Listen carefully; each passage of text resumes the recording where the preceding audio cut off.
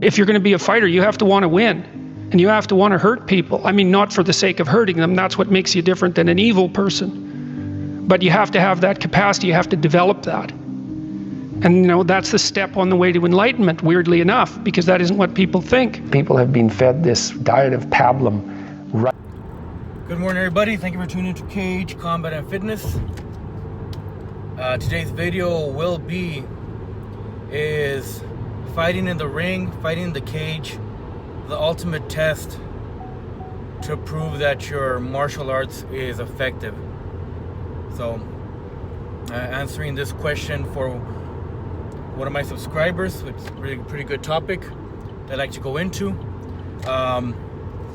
Those of you who already know me on my channel and have heard the type of explanations I tend to give, you might know the answer to this and you might not like it. Right? So here we go. So let's start with, martial arts. So nowadays, traditional martial arts tend to get a bad name, mainly because they say it's just for aesthetics, just for those flashy movements. I mean, martial arts have a lot of flashy movements, Every martial art, which I've explained before, has been developed for their own country, their own situation. Sorry for all the yums, but Wing Chun, for example, was established for individuals that don't have the same strength that other fighters do. So it allows a fighter of lesser strength, lesser muscle. Let's just say, Wing Chun developed for a woman. It's for them to use their martial art to their advantage, so they could have a better chance at winning. And then you have capoeira, which is a martial arts that just completely looks like a dance, but when it's actually applied to combat, it's really lethal if you're hit by one of their spin movements. Kung Fu itself has a bunch of different Chinese martial arts styles within it. I mean, a lot, I mean, almost anything you can think of, you can name. You have martial arts where, each individual masters a specific insect, specific animal, a specific style of fighting due to their terrain. There's so many. So, karate, they say a lot of the martial arts there was developed, where, like, for example, their weapons using the farming tools that they have on hand. So a lot of the martial arts, they do vary, again, depending on their situation at that time. So, but the question is fighting in the ring, fighting in MMA, the ultimate test? So, let's take a look at a few clips of some martial arts using martial arts, in MMA. This is a self-proclaimed Shaolin dude, and he's taken on, we just saw this MMA guy. This MMA guy took on the Wing Chun guy, jabs the Shaolin dude in the face. I'm pretty sure he's a fake Shaolin dude, but he even goes by, so the Shaolin people, they all go with the name Shi. So he even has his surname as Shi. So it doesn't mean he's real, right? He could have just given himself the name, kind of like, who's the guy that wrote Think and Grow Rich? That guy was not a real Carnegie, right? He just gave himself the name Dale Carnegie. So look at that. Our Shaolin guy's doing some drunken boxing now, trying to copy Li Shungen, that JKD inspired chef guy we featured back in the day. Here he goes. Let's see if he can land a strike. Nope. Totally out of range. Ooh, a little jab to the body. Sorry, hook to the body to hook to the face. Some more combos after that. Also, our guy is much bigger. The MMA guy is much bigger. Also, guys, they're wearing shoes, man. So this must be a boxing match then, right? If they're wearing shoes. So you could argue Shaolin guys' arsenal is taken away. But, oh, ow, that hook really hurt. Oof, ooh. Body hook. Dude, he's really good at the digging the hook to the body and then going up to the face. Another one, see? Another one. Little jab to the head. Another jab to the head. Nope. Swung overhand, little palm technique. By the way, notice, Shaolin guy has no gloves, man, because gloves take away from the experience. So, he gave up. He gassed out. Right, so now I got an idea of how that looks like. But again, I don't agree that the ultimate test for a martial artist is to display it in the UFC, in MMA, in the ring, you know, in sports combat. Sports combat have their place in the entertainment world, and a lot of them have rules, you know. So an example would be if you have a martial artist that develops their fingers for training, and their main focus is to basically gouge the eye off their opponent. You put some gloves on this martial artist and you put him in a boxing match, or you put them in an MMA fight. Well, they're not really going to do anything. You know, let's just say this martial artist has been developing the crane technique for most of their lives. The whole point of the crane is to defend themselves. You know, they're a weaker animal that, you know, might attack a snake, might attack insects, might attack smaller prey. But, you know, you put them up against a more vicious animal, you know, the vicious animal will have the advantage. Not saying they're always going to win, but they will have the advantage. And yeah, the crane is a much bigger bird than other birds. But again, a lot of their fighting style is made for defense.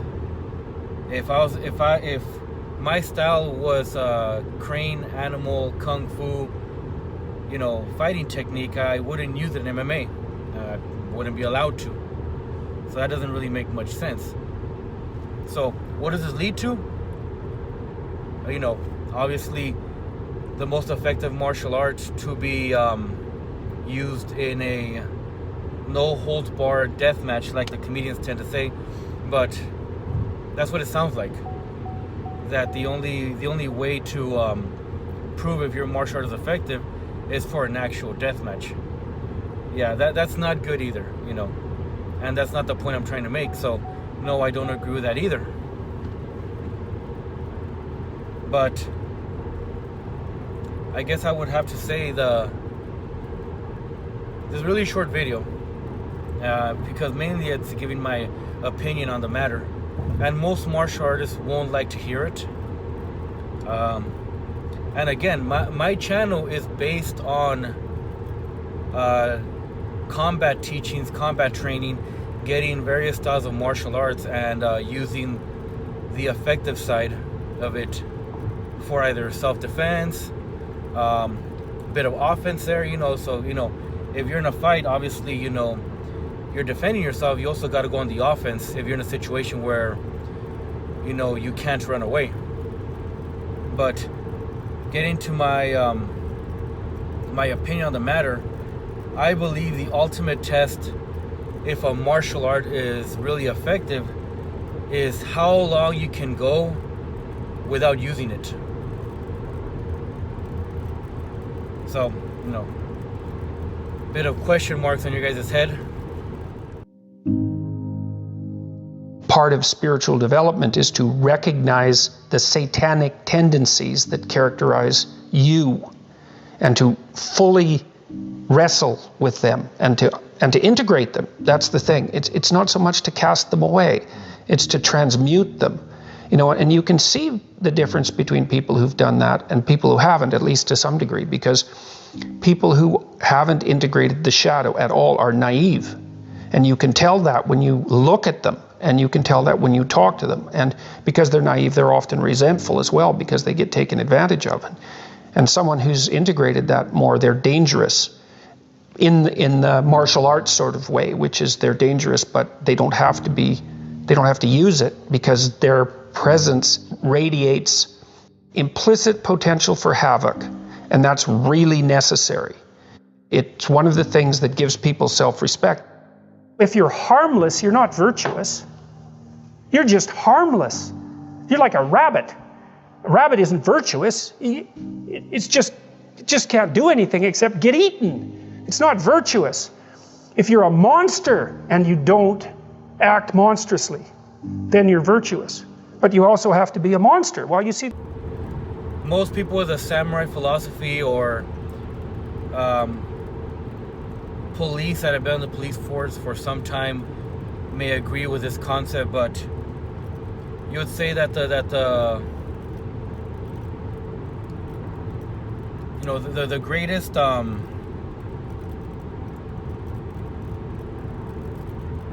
the greatest defense is that, you know, you're a cop that had never had to pull out their gun. You know, you're able to de-escalate the situation, arrest a criminal before even having to, you know, have to shoot anybody. I think most law enforcement can agree that, I say most because, you know, you got some cowboys out there, but most law enforcement can agree that the greatest feeling would be not having to have killed anybody, or to pull out your gun, or to have fired it in your whole lifespan in the law enforcement. Some samurais say that the greatest win is never having to pull out your sword. Now, and you have some motivational speakers, inspirational speakers like Jordan. I forgot his name already. Kind of embarrassing because I do hear this guy a lot. He's Jordan Peterson. Yeah. Anyways, he says that in order to be kind, you have to be dangerous. Because if you're not dangerous, you're not really kind. You're just a pushover. As a martial artist, you train yourself to be dangerous, to be lethal, an expert in self-defense, an expert in combat, you know, an expert at perceiving your environment so that you can anticipate a bad situation. You know, I normally, if I'm going to go out somewhere or I stop somewhere, you know,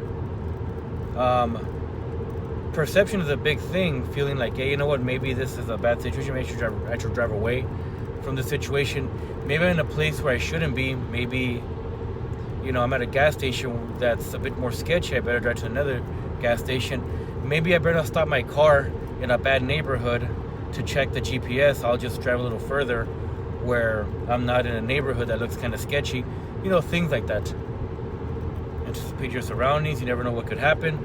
I mean, I've uploaded videos where people have been punched in the back of the head randomly for not perceiving your surroundings.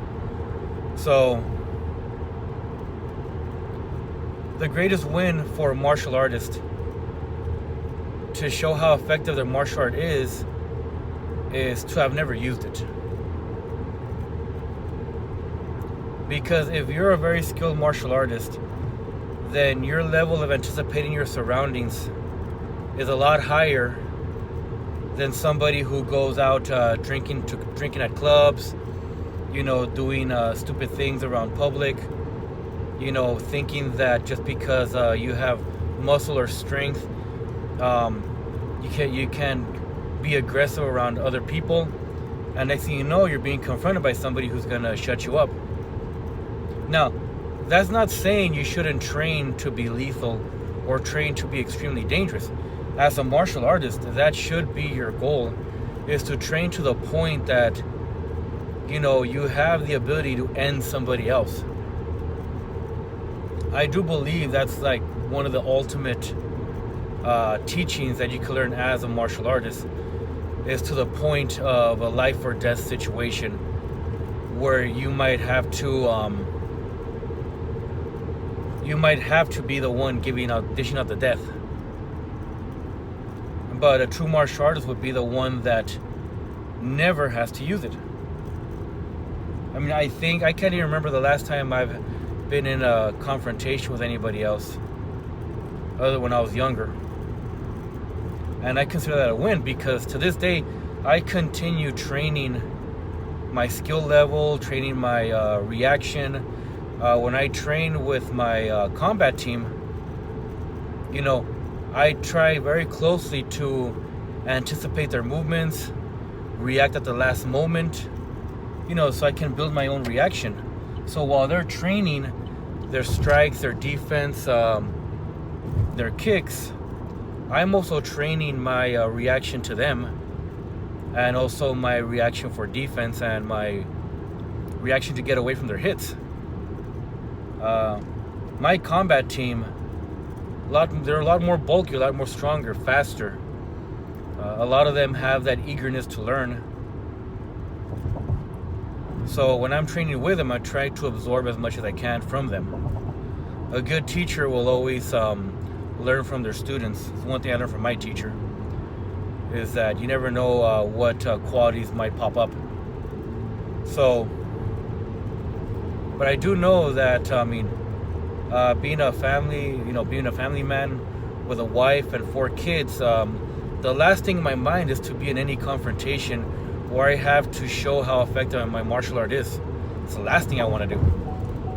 If I can de-escalate the situation, where I can talk the person down, I can run away with my family safely, if I can anticipate a bad situation and just walk away from it, that's a win. Because most experienced fighters will know that the moment you throw hands is the moment you already lost. Even if you win the fight, most likely you've lost something. So again, my fellow combatants, my fellow martial artists, feel free to share your comments, share your concerns. Feel free to bash me in the comments and say that you disagree, that a martial artist should step in the ring and prove how good their martial arts is. But each martial art is made for their own situation. MMA, kickboxing, Muay Thai, if I'm not pronouncing it right, Muay Boron, all these were made, even Jiu-Jitsu were made, for sport, I also think Judo Jitsu is a very, very good martial art, but I wouldn't use it against multiple opponents, that are skilled in martial arts. Maybe multiple opponents that don't know anything. Yeah, you could probably pull off a submission in a split of a second, but probably wouldn't use a bunch of skilled martial artists that may also know Jiu-Jitsu or Judo. I respect other martial arts, going toe-to-toe with them, but yeah, if you want to win, you don't fight, but you have to be dangerous. You have to be extremely lethal, but extremely centered, extremely calm, and not lose your head. The moment you lose your head, again, you've lost the fight. All right, guys, again, share your thoughts. Have a great day.